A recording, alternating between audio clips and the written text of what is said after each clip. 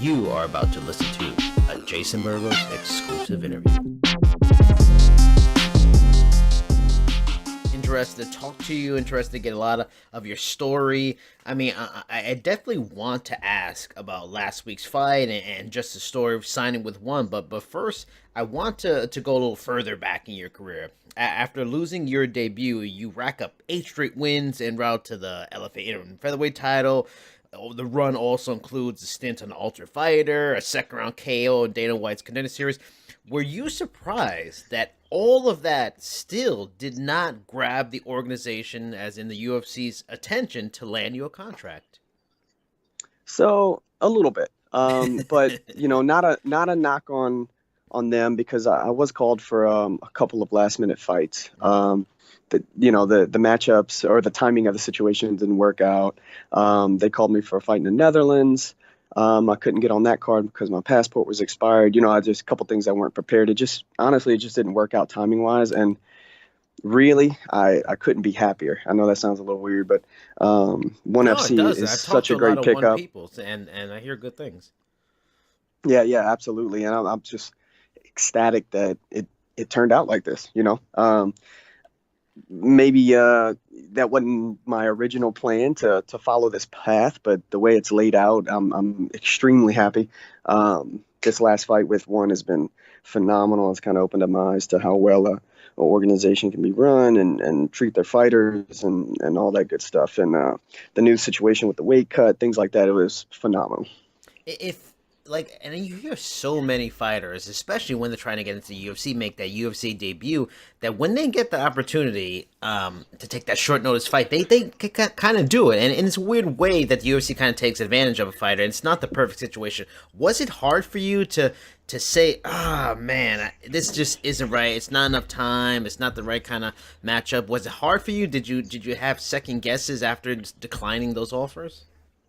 No, not at all. The first one was because of, it was a relatively short time after the Ultimate Fighter, and I was not in camp. I was training twice a day, of course, like normal, but I was heavier than I normally am leading up to camp, so I couldn't make the weight on like a 5 or 6 days notice situation. And the second situation was a passport issue where I couldn't renew it in time, which, I definitely tried my hardest to get there. I was living in Falls Church at the time, training with Ryan Hall, and they're the huge passport offices in DC, so which is only 15-20 minutes away. But it didn't work out that I tried, but it didn't work out to where I could go and get that renewed. But like I said, things play out for a reason, and I'm really happy to where I'm at now. And I know, I started like an older interview. You mentioned the UFC's ultimate goal. And knowing now that you had these offers that you couldn't take, and for various reasons, when you ended up losing to Kevin Aguiar in the unification fight, did you go, damn, my window closed, and maybe I'm not going to go to the UFC? Maybe was that like kind of a moment where you started to think maybe it's just not meant to be, and did that kind of open your mind to say, you know what, something like ONE, that might be a better fit? In a way, but really, I think there's not like a set path on how to get into ONE championship, how to get in the UFC and things like that. And I think that works for the better and for the worse. It doesn't give you a straight paths on the side where you're trying to accomplish your goals and get there, but also on the defeat side. You take a loss, something happens at camp, you can't take a fight that you were scheduled to do, things like that. It works on that end as well, to where it's not a set term. It's not like graduating high school with this GPA, you got to hit this and you get this scholarship and you go to this school. It's kind of based on judgment and the fans' views and the UFC's views and what they think and their perception. So really, I do my best to stay really positive about certain things. Sometimes it's hard to do that, but man, I've worked my way, through certain injuries, through certain life situations, and obviously job opportunities like this. And they always seem to work themselves out as long as you continue doing the hard work and doing the little things that separate you from the competition. And you got to make sure you stick to that and don't ever lose sight of that. And I think it works out fine. Now, I mean, you lived most, your entire life in the U.S. And there's a lot of other major U.S. Promotions out there. There's PFL, there's this LFA, like you were already part of Bellator, stuff like that. When one championship ended up calling you, were you at all surprised about it, or had your management already kind of reached out to them? Yeah, they reached out to me, and a couple of organizations. I was in talks with PFL, obviously the situations that I told you with the UFC, and then one reached out, but one stood out, because of the way they handle their business, because of the way they approach martial arts in general. I think they do a really good job of, working fighters up the rankings, and giving fighters fights that they deserve, whether it's they you don't see a lot of guys just talking a lot of crap to talk their way into fights. It's a lot of going through the motions of progressing up the ladder, getting the right matchups, and sticking with those true rankings. And I think the matchups that they set up they make sense.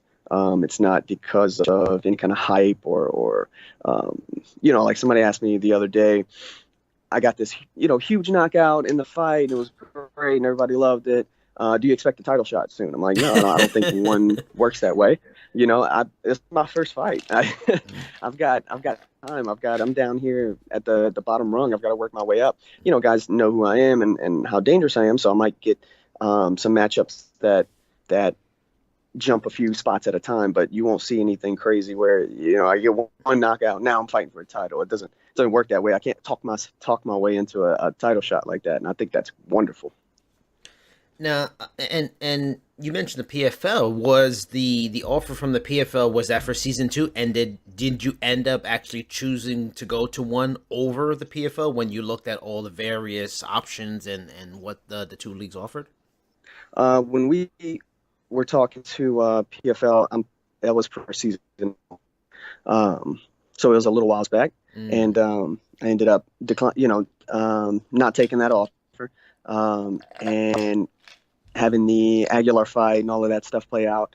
And then, yeah, absolutely. One was always on the table, and that was such a relief to have them, and such a confidence booster to have them interested in me, Now on to the fight from this past week. Halfway through the first round, he was able to get you down. He ends up in a position where he's attempting knees at your head while you're grounded. I mean, you have fought in the U.S. your whole career, and I'm sure you trained for this possibility. But is it still unsettling when it is happening after not dealing with it in actual fights before? Is it, holy crap, he's trying to knee me in the head. I know I was ready for this, but maybe I'm not fully ready for this.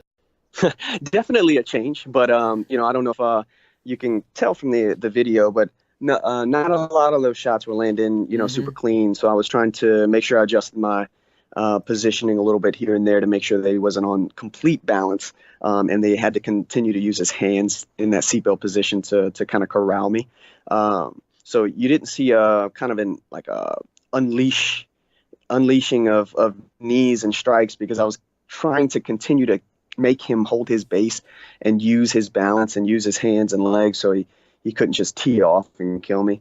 Obviously I could have done a better job of that.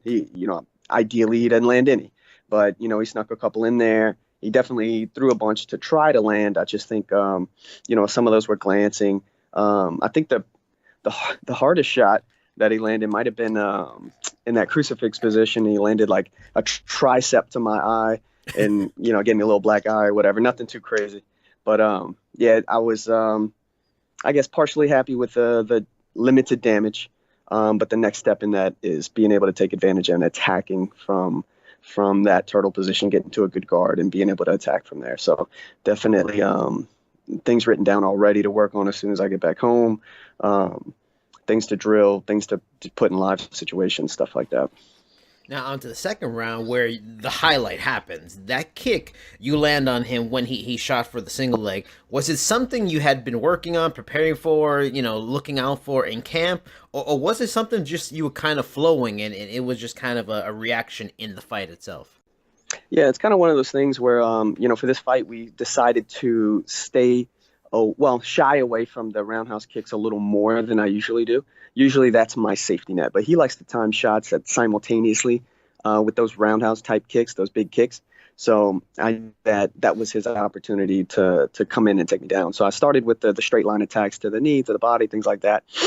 Second round, I kind of had a confidence boost in the first round that he got me down to the ground. He got me in really good position for him, and really couldn't do much. He definitely controlled that second half of the round, but really couldn't do much as far as damage or submissions or anything like that. So I was pleased with that, and it kind of gave me a boost in confidence. In my corner, my brother Vin Lee and my one of my jiu-jitsu coaches, Adam Binion, and my dad, Ty Lee. Those guys were just kind of in my ear, letting me know, hey, look, he couldn't do anything on the ground. He's got nothing for you on the feet. Make sure you come out there, be aggressive. We're not overly concerned with the shot. Get out there and make a statement, put forth your offense. So I went out there, and it kind of worked out well because the first high kick, I think my big toe might have touched him. Nothing intense, but he knew and I knew that if that would have landed, he would have been in trouble. And in the first round, after I landed a right hand, he immediately went to the shot. He was uncomfortable getting touched. Nobody likes getting touched, but and then after that big toe touched his head, I knew something was going to come. I didn't know if it was a shot. I didn't know if he was going to come in and try to off-rhythm me with some of his feints.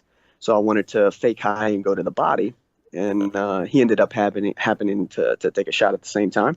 And the way we train our Taekwondo kicks, the way my dad's kind of put that in me since birth, is making sure that our roundhouse kicks aren't super wide. They're straight down the line. Knee comes up the middle, chambered up, things like that. And then that's why we kick like that. So when some shit like that goes down, we can intercept that straight line, You didn't, like you mentioned before, you didn't take too much damage. Would you like to get back into action very soon? And have you talked to one at all about your next fight? I haven't. I think they give me a week or so because I'm still in right outside of Bali in one of the islands having a vacation with my wife. I got married 3 years ago. Still haven't done a honeymoon, so this is kind of our little getaway. But finally got some time off for training. I guess right after a fight is the best time. Usually I'm in the gym the next couple of days, but this was nice to be able to kind of get away. But yeah, I would like to get in there soon. I'm kind of juggling with deciding this fight as soon as possible, or there's a card in Vietnam in September, and I think that would be just amazing to be able to fight on. Obviously, they'll probably have Martin Nguyen defend his title over there against somebody. I'd like to have a fight also and be able to watch him fight in person. He's a good champion and a great fighter, and it'd be cool to see him in action so I can start moving in that direction. You mentioned already that, like, one, pretty much it just seems like a perfect fit for you based off your background, your martial arts since you were super young, all that kind of stuff, and how they handle themselves, how they present their style. They're not about the trash talking and everything about that. What do you, especially coming from that kind of a background, your father taught you, he's a martial artist. What's your father's thoughts about being in MMA, but being a part of that instead of, say, being a part of the UFC and the Conor McGregors and all the craziness? Is he happier that you're in one for that? Absolutely. He's not a huge fan of that, and neither am I. It kind of shows in my style, but, he knows that I'm the type of person who's going to do everything I can to reach the pinnacle of the sport, to chase my dreams and never give up. He's the hardest working man I know, and I try to be the hardest working man I know, and that's a tough shoes to fill, I guess, but he's given me great guidance and a great example to follow. And, that's obviously why I am the way I am as a fighter, as a person, my style, things like that. But I think he's happy that this organization so focused on the martial art of it and less of the show of it. And, the one puts on a great production, or great performance, all that good stuff, but really focused on the fighters, their health, really focused on martial arts and being able to, bring it down to the core and the reason why we start training, the reason why we do this as kids, and I think it's awesome. Now, and you brought up right now the health thing, and you brought up earlier, you made a point to mention the weight cutting thing. And like, tell me a bit about the weight cutting and what you experienced with it, because there's a lot of non-believers here in the U.S. because they don't do public weigh-ins, and you hear rumors of stuff going on. In your experience, because you've been in various promotions in the U.S., was their weight cut process, on the level? There was no funny business. It seemed completely normal to you. No, it's now. I think it seemed on the up and up for sure. They have guys out there. They make sure that you stay above a certain hydration level, right? So they do their P test, and at the time of weigh-ins, which is really cool. You see everybody go to the bathroom, come back. They watch you pee in the cup or whatever, and they do the test right in front. So now it's not a public weigh-in where you're looking at the scale and things like that. But that, maybe some fighters do want to see their guy weigh in. That's cool. I would definitely agree with that. If they had some type of situation where you could see the urine test, see the, not the, you know what I mean? The actual, testing. That would be a nice new part of the weigh-in process, weird, huh? The urine watch. Yeah. Hey, pee now. But, no, being able to see that and then see them step on the scale. But man, other than that, guys are hydrated. You see a couple of guys working out before, but nothing like cutting weight. Nothing where it's dangerous. You have to pass the hydration test. So I know that I cut zero as far as like I don't want to say the word cut because I didn't. That was my walk around weight at the time. I dieted down. I had a meal in me. I had water in me, all that good stuff. Some guys obviously might have cut the food a little bit, cut the water a little bit, but they were still hydrated technically. So I think the sequencing of everything, of all the events was fine. I think the process on my end was great. I wasn't even, close to the borderline, so I didn't have to worry about anything. Might have ate a ice cream bar less than I normally would or whatever. But other than that, man, it was nice. It was really, really nice and seemed like everything was structured really well. But yeah, the only thing I'd change is maybe, if I could scope out him stepping on the scale. That'd be cool.